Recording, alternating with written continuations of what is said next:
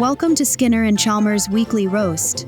Today, the secret, Santa-like incident, how two hedgehogs accidentally committed insurance fraud. Good evening, good morning, good whatever time it is in your corner of the multiverse, and welcome back to the Skinner and Chalmers weekly roast. I am, as ever, your enthusiastic co-host, Seymour Skinner, principal of Memfield High School, accidental culinary pioneer, and proud husband. And I am Gary Chalmers, superintendent, geologist, meteorologist, and the only man in Memfield who has ever had to file a formal incident report because his husband tried to serve a Roomba salad as a side dish at school. That was one time, Gary, and the Roomba was already decommissioned. I gave it a send-off, a garnish. It had googly eyes on it, Seymour. Presentation is everything. Anyway, welcome, everyone. Today's episode promises to be rather exciting because we have a guest joining us, and not just any guest, one of the more quietly dramatic figures in Memfield, who I have personally seen flip a motorbike and then straighten his hair immediately afterward without blinking. Shadow the Hedgehog, everyone. Welcome, welcome, welcome, Shadow. Sit anywhere you like, though I'd avoid the third chair on the left because Cosmo tends to nap under it and he does bite when startled. And I've told him this is not appropriate behavior, but he looks at me with those orb eyes, and I simply cannot follow through on the reprimand. I'll stand. It's fine for me, so I can also see your lovely palm tree better, the one in the hallway. Wise. Actually, the second chair's fine. Good evening, Skinner, Chalmers. Wonderful. Can I get you anything? I was going to prepare some light refreshments before the show, and I had this magnificent vision of a charcuterie board. He burned the charcuterie. The concept survived. I pivoted. We now have what I'm calling a Neo-Carpathian dipping platter. What is it actually? And why are you so over the top caring compared to the other times I've been around? First, it's crackers from the back of the pantry and a bowl of something orange. I've chosen not to investigate further. It's a reimagined Queso. Regional dialect? I'm fine, thank you. Sensible. Oh, and second, because it's been a while as well since we got you on the podcast. All right, then. Everything covered there. So, Shadow, first things first. Sonic sends his regards, you said before the recording. He and Yuji are currently at the Leipziger Buchmesse, which I have to say is rather impressive. Yuji at a book fair. Do you think he's there for the card game strategy guides, or... He's there because Yugi entered a collectibles exhibition and Sonic said he'd tag along. I think Sonic mostly wanted the bratwurst. That tracks entirely, he said, and I quote, "Tell Skinner and Chalmers I said hey, and Gary, don't let the alligators near my hedge while I'm on the big book club thingy." He said that. He did. Well, Sonic knows our alligators, I guess. That's love, Gary. That's the love of a neighbor, at least in some way. More like love for his hedge, I think. But, oh yeah, and before I forget, Sonic asked how Bartholomew is doing since the last garden party 2 weeks ago. He's doing well, actually. He's out in the garden right now, repotting the dahlias. He's been in rather good spirits lately. He started using phrases like no cap, and that hits different, and it's a journey we're all on together. Last week he described a particularly fine sunset as snatched. I didn't have the heart to correct him. Memfield is something else. It genuinely is. Now, Shadow, let's get into it because Gary and we've been curious. We saw the tail end of something happening between you and Sonic a few weeks, even months back, something about cooking. We caught a glimpse. Gary saw you and Sonic having what appeared to be a very animated discussion outside your respective houses, and then there was something about a court date. I didn't want to pry.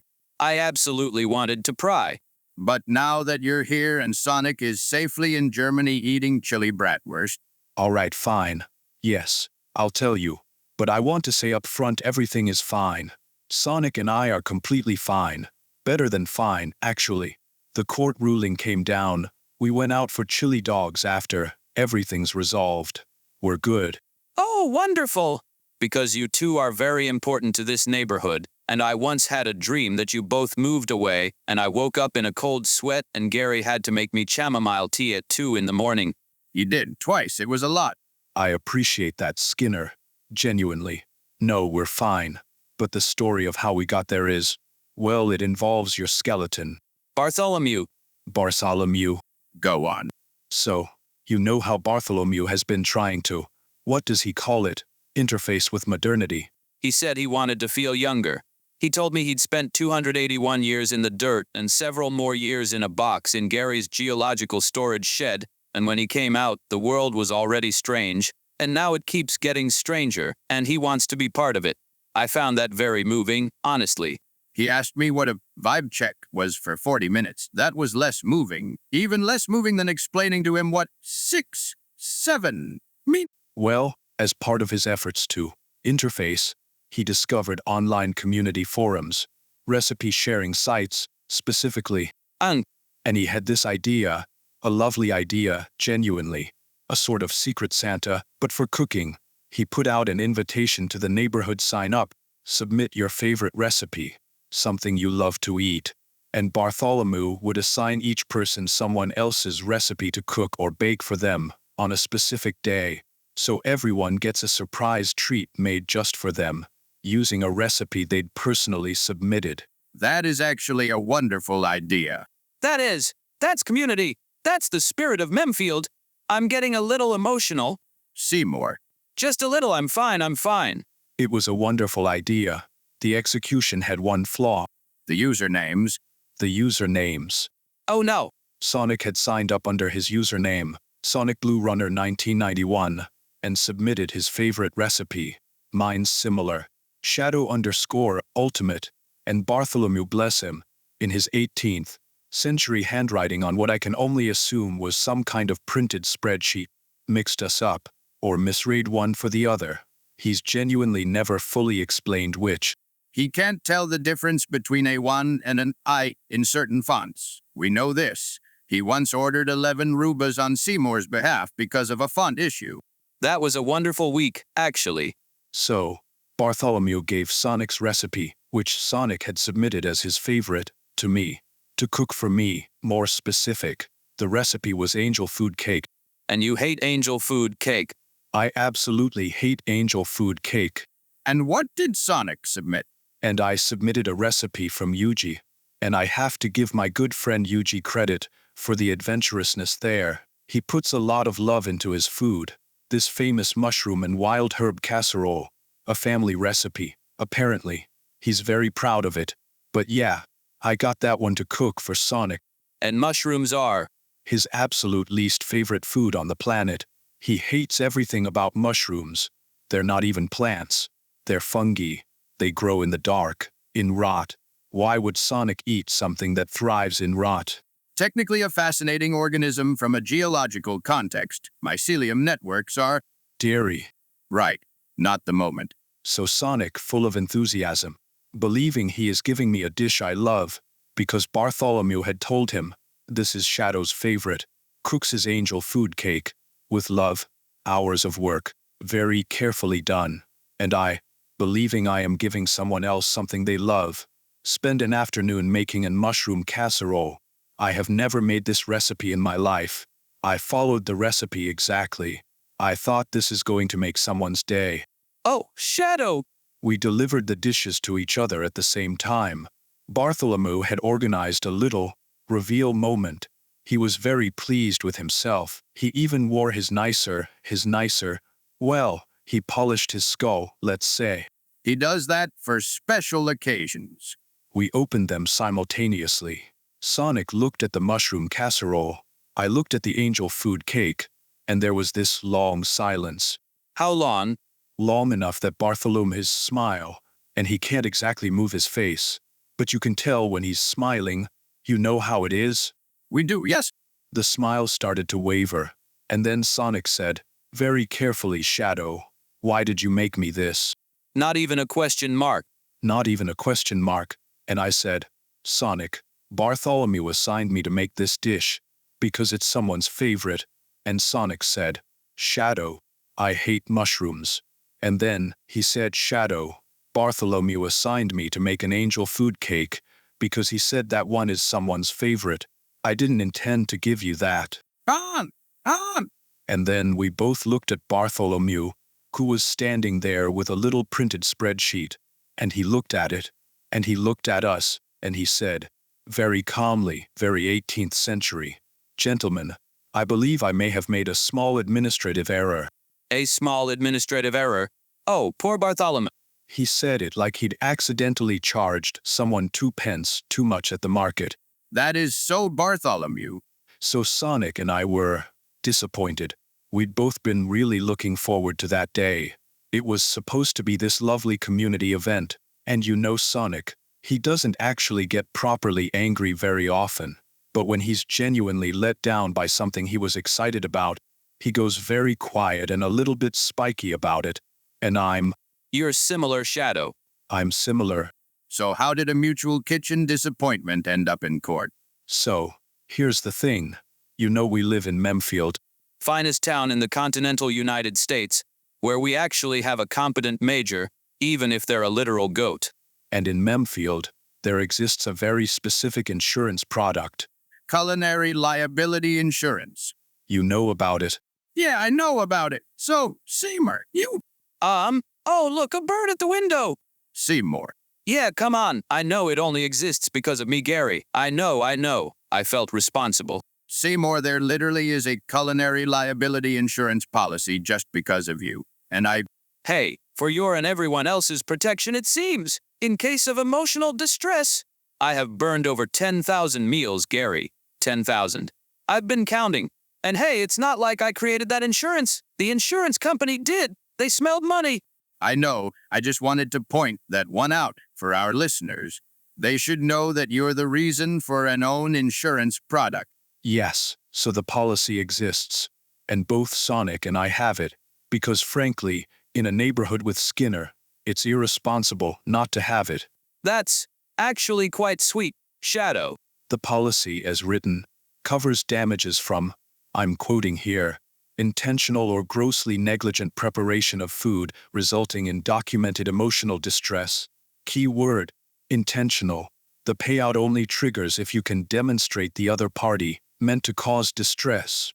And so to get the payout, You'd need to go to court and have intent established. Shadow. Chalmers. You and Sonic went to court, you didn't. Neither of us was actually properly angry at each other. To be completely clear, You went to court specifically to establish legal intent, it was more of a mediation hearing, technically. so that your respective insurance policies would pay out. The policies are quite generous, Gary, and For emotional distress you did not actually experience. I experienced some distress. Angel food cake is very distressing. Are you telling us? Are you saying you both did?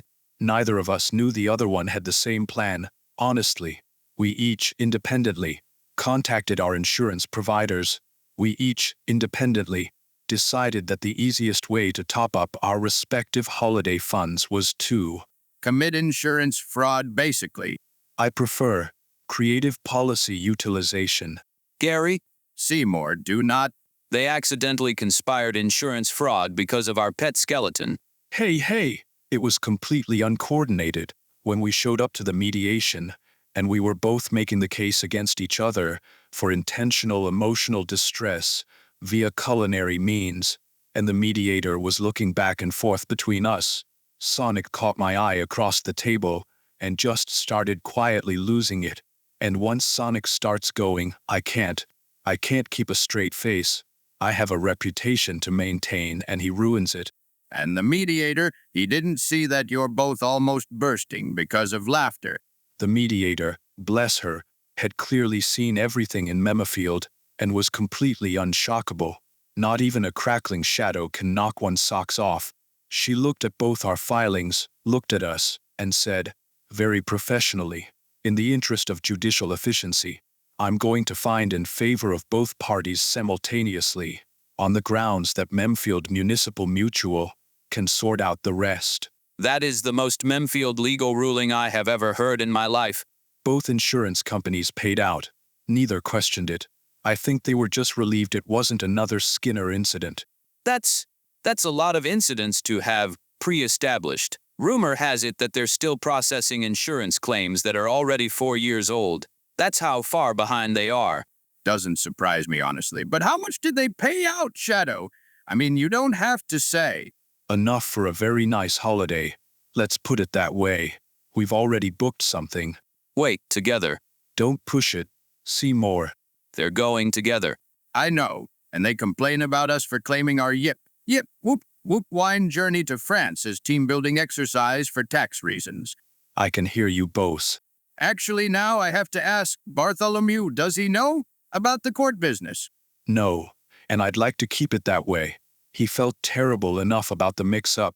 He came to both our doors separately and delivered what I can only describe as a formal 18th century apology speech. He'd clearly prepared it. He used the word perturbation. He does love that word. He said he had endeavored to bring communal warmth and convivial fellowship to the neighborhood and had instead brought perturbation and culinary sorrow. I nearly hugged him. Can you even hug a skeleton? We've managed it, yes. It's a bit rattly, but manageable. I told him it was completely fine and that Sonic and I had worked it out, which is true. I didn't mention the court hearing. You're protecting his feelings. I'm protecting his dignity. He's 293 years old. He's been grave robbed, shipped to Egypt in a barrel, spent time in Gary's geological shed. Oh, so you listened to our podcast? Nice! But yes, he was very gracious about the shed, actually. He said it had, quote, a satisfying mineral character. And now he's trying to run secret Santa events on the internet. The man, the skeleton, is doing his best. He really is, isn't he? He told me last Tuesday that he'd started following a gardening content creator online, and he described their videos as thoroughly snatched. And I just nodded. We've all agreed we're just going to let snatched slide for now. Probably the right call. I want to say for the record, as a point of community pride, the Secret Santa idea was good, even if the execution had the usernames incident. It was a good idea. Sonic actually said the same thing. After the hearing, he wants to do another round, properly supervised this time. We'll need to sit with Bartholomew and go through the sign-ups manually, in person, reading every username aloud. I'll bring my reading glasses, and Gary's reading glasses, and we'll have Dobwa supervise. Dobwa can spell. Since when can Dobwa spell? She's been taking an interest. She repeated, perpendicular, back to me this morning with perfect diction. I don't know where she got it, but I'm very proud. Our parrot can spell perpendicular. Exceptionally gifted bird. Are the geckos still? Mrs. Trans, Gecko, and Mr. Gay, Gecko are both doing beautifully, yes. They have a new basking spot on top of the west, facing Rock Pile. I've been doing some minor landscaping, brought in a lovely piece of Thuringian sandstone. Gary nearly cried when the delivery arrived. It was a very good piece of sandstone, good grain, good color, beautiful stratification. Some things in this life are worth crying over. Fair enough. The geckos approve of it as a basking surface, which is an additional endorsement. Mr. Gay, Gecko, has been remarkably active lately. Very energetic, very characterful. He chased a Roomba last Thursday. He always chases the Roombas. He won this time, Gary. He actually caught it and just sat on top of it. For 7 minutes. Victorious. I have photographs. I miss this neighborhood. For example, when I'm away on vacation. Shadow, that is one of the loveliest things you've ever said. Don't tell anyone. Speaking of the neighborhood, how are the alligators? I ask because I saw Gizmo near the hedge at Sonic's house line yesterday, and you know how Sonic feels about that. Gizmo was doing that thing where he just sits and stares at Sonic's hedge, like he's considering his options. He's always considering his options. That alligator has a very strategic mind. I respect it. Say more, he destroyed 30 centimeters of prize boxwood last April. A calculated move. Gizmo doesn't do anything without intent. Unlike certain insurance claimants we've just been discussing. Noted. Oh, and we should mention, Krakatoa has been a little restless lately. Nothing catastrophic, just some elevated rumbling. Gary says it's probably barometric pressure. It is probably barometric pressure. Low pressure system moved in from the west on Tuesday. Minor geological agitation is to be expected. Krakatoa's sensitivity to pressure changes is actually rather well documented at this point. I've been keeping a chart. You keep a chart for your pet volcano. I keep charts for everything, Shadow. It's called being methodical. As a former scientist, that's just in your blood at some point. He has 17 active charts currently, one for each Roomba also. The Rubas have behavioral patterns. It would be irresponsible not to track them, especially since the final artwork, Indictant. I forget sometimes that this household is. Extraordinary? I was going to say a lot, but yes, extraordinary works. In that sense, can I ask, how's Roboskinner doing? I heard he's got his own flat now. He's doing well. He really is. He's been calling more. We had a longer conversation last weekend than we've had in a long time. He's taking a community pottery class still. His instructor says he has steady hands and a surprising sensitivity to form, which is lovely. That's good to hear. Genuinely. The whole business with Chalmers being rescued, that was a turning point, I think. It was. He needed to know someone was coming back from somewhere. That there was something on the other side of all that. Chalmers being out of the destructive dimension, I think it made the future feel possible again, for Roboskinner. He sent us a very short message lately. Just said, I'm glad it worked out. Forward, Seymour kept it. I kept it, yes. He'll get there. He will. I know he will. He's Seymour Skinner's weird twin brother from another dimension, and we are, at our core, extraordinarily resilient people. We've both burned over 10,000 things and kept going. That has to count for something. I mean, he swears a bit more when it comes to burning his soft rolls, but yeah, in the core, we're the same. It absolutely counts, Seymour. Yeah, it does. Well, I should probably head back soon. Gizmo gave me a look this morning that suggested he wants his evening walk to the hedges, and when Gizmo makes that face... Oh, you know the face. Yeah, I should probably watch Sonic's Hedges for a while. Agreed. Wise. Oh, and before I go, for the listeners, a little update from my corner of things. I've been trying something new. Cooking? Actually, not from a recipe. Just trying things. After the whole Secret Santa situation, I thought maybe I should know more about this. What I actually like. What works. And? I made a soup last week that was not bad. It was not bad. Shadow, I moved as a chef and friend. Don't make it a thing. That's a journey, Shadow. That's a genuine culinary journey. You started somewhere. You began. That's beautiful. It was soup. It was a beginning. It was decent soup. That's something, Shadow. That genuinely is. Right. Good evening, Skinner Chalmers. This was unexpectedly nice. It's always nice when you come by. Give our regards to Sonic when he's back from Leipzig. Tell him we hope Yuji found whatever he was looking for at the exhibition. I'll tell him. Don't burn anything while I'm gone. No promises, but it will be regionally appropriate. Well, we have good neighbors. See more. We have the best neighbors, Gary. The absolute best, and the best community as well. 2 hedgehogs accidentally committing coordinated insurance fraud is maybe the most them thing I've ever heard in a while. And they came out of it best mates again and booked a holiday. Honestly, that's the dream, isn't it? It is, in a very roundabout, legally questionable way. Most good things in Memfield happen in a roundabout, legally questionable way. It's part of the charm. I can't argue with that. I've lived here long enough.